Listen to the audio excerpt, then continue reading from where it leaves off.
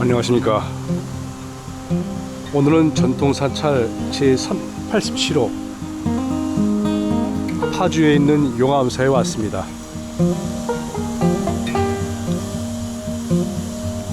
이거 사찰은 그리 크지 않은데 상당히 아기자기하고 알차고 큰 대로변에서 바로 접근할 수 있는 그런 사찰입니다. 전통사찰 87호는 1988년 10월 25일에 제정이 되었고 시대는 고려시대 1840년 재건하였다고 합니다. 이곳 사찰은 파주시 광탄면 해음루에 있습니다.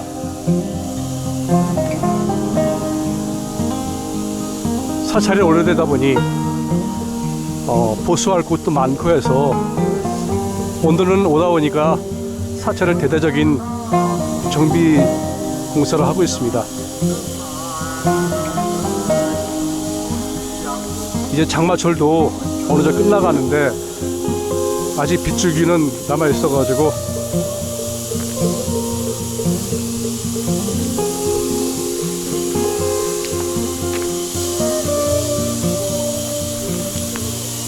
오늘 마침 비가 잠시 그쳐가지고 이곳에 도착을 하였습니다.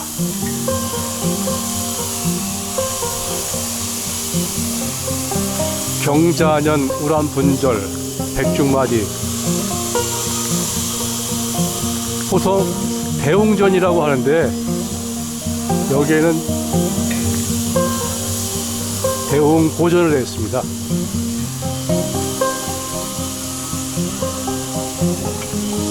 그럼 지금부터 사찰을 둘러보도록 하겠습니다.